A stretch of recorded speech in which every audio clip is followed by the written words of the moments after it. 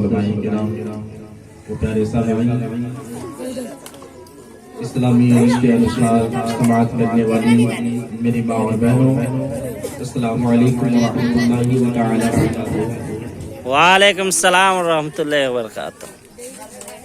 الحمد للہ وکفی والصلاۃ والسلام علی عبادہ الذین اصطفی، اما بعد فاعوذ باللہ من الشیطان الرجیم، بسم اللہ الرحمن الرحیم۔ قل إن كنتم تحبون الله فاتبعوني يحببكم الله، صدق الله العظيم وبلغنا رسوله النبي المبين العميد الكريم، ونحن على ذلك لمن الشاهدين والذاكرين والحمد لله رب العالمين۔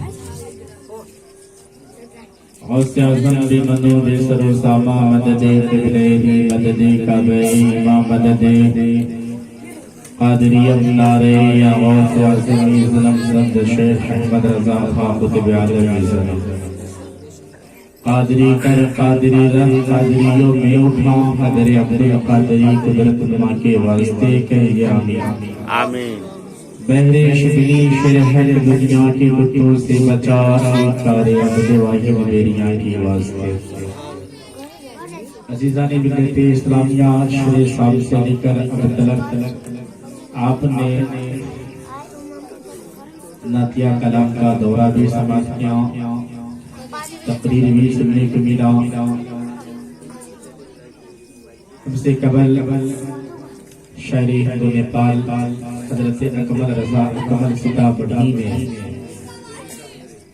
بڑی ہی اچھوتے انداز میں نعتیہ کلام سماعت کر رہے تھے۔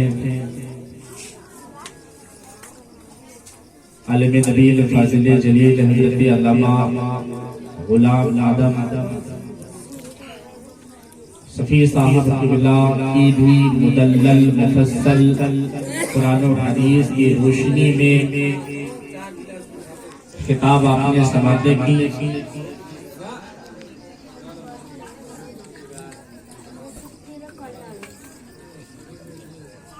عمل کرنے کے لیے ہمیں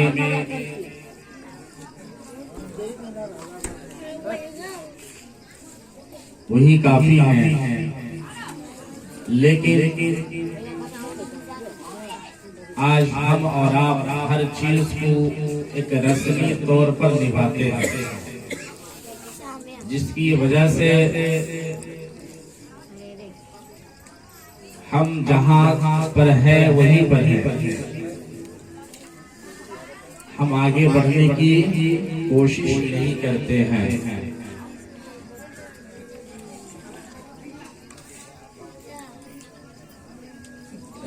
وقت کا خیال رکھتے ہوئے چند دیروں کے لیے آپ کی حاضر سماعت ہوا۔ اللہ سے دعا کرتا ہوں کہ پاک پالنہارا مجھے بھی صحیح بولنے کی توفیق عطا فرمائے آمین۔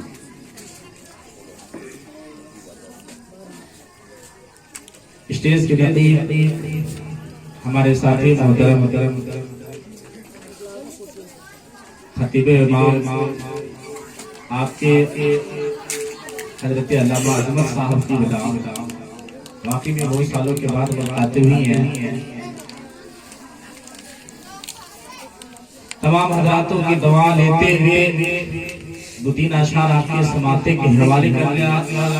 اس سے قبل آئیے پورا مجمع ایک مرتبہ نبی اور آل نبی کی بارگاہ میں جی لگا کر پورا مجمع درود شریف کی ہدیہ نچھاور پیش کرے۔ پڑے بلند آواز سے اللہم صلی علی سیدنا مولانا محمد صلی علیہ وسلم علیہ یا حبیب اللہ صلی اللہ تعالی علیہ وسلم۔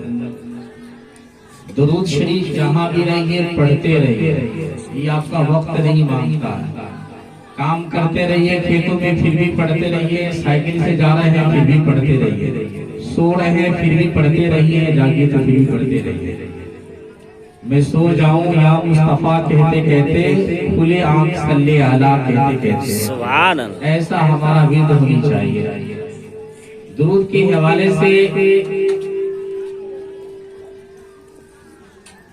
صاحب دلائل الخیرات ایک مرتبہ راستے سے گزر رہے تھے. آپ کو پیاس کی شدت محسوس ہوتی ہے. دور دراز ایک کنواں نظر آتا ہے. آپ کنویں کے پاس جاتے ہیں, دیکھتے ہیں پانی تو موجود ہے لیکن پانی نکالنے کا ساز و سامان نہیں ہے. پیاس کی تڑپ تھی. پانی دیکھنے کے بعد اور تڑپ پیدا ہو گئی. اتنے میں ایک خاتون آتی ہے اور آنے کے بعد کہتی ہے کہ کیا میں آپ کو پانی کی حاجت ہے؟ کہا بیٹی پانی کی حاجت تو ہے پر پانی نکالنے کا کوئی ساز و سامان نہیں. اتنا کہنا تھا کہ وہ خاتون اس کنویں میں تھوک دیتی ہے. کیا کہتے ہیں؟ کنویں میں تھوکنا تھا کہ پانی قریب آ جاتا ہے. اتنا قریب آ جاتا ہے کہ حضرت پانی سے نوش فرما لیتے ہیں, پیاس بجھ جاتی ہے.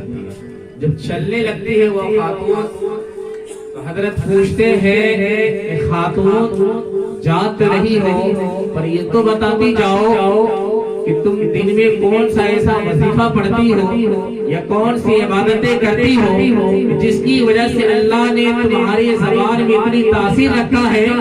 وہ خاتون کہتی ہے کہ اے بزرگ سنو میں کوئی ایسی عبادت نہیں کرتی ہوں. ہاں میرا ایک مشغلہ ہے. میں اٹھتی ہوں, اڑتی ہوں, پھر بھی بیٹھتی ہوں, یہ کام کرتی ہوں. جب بھی مجھے سمے ملتا ہے میں ہمیشہ نبی پر درود پاک پڑھتی رہتی ہوں. سبحان اللہ. درود پاک پڑھنے کی ہی فضیلت ہے کہ اللہ نے میرے زبان میں تاثیرات دی. آپ اتنا تو کر سکتے ہیں نا, ہمارے نوجوان بھی کر سکتے ہیں. آج کے نوجوانوں کا فیشن بن گیا ہے کان میں ریڈ لگا کر کے بلوٹوتھ لگا کر کے بائک چلانے کا, اور بائک سے ایکسیڈنٹ جو ہوتا ہے نا بہت زیادہ ہوتا ہے. اور آپ کا اگر اسی وقت موت ہو گئی گانا سنتے سنتے تو کیا حشر ہوگا, کیا حشر ہوگا. میرے نبی فرماتے ہیں جس حال میں مرے گا اسی حال میں اٹھایا جائے گا. گناہ کرتے کرتے اگر آپ کی موت ہو گئی اسی عالم میں اٹھائے جاؤ گے. سفر کرنا ہی ہے, دل لگانا ہی ہے. یاد الہی میں دل لگاؤ. آپ درود پڑھتے ہوئے جاؤ, سبحان اللہ پڑھتے ہوئے جاؤ, نعت مصطفیٰ سنتے ہوئے جاؤ. اگر اس درمیان آپ کا ایکسیڈنٹ بھی ہو جاتا ہے, موت بھی ہو جاتی ہے, تو پھر موت. سبحان اللہ.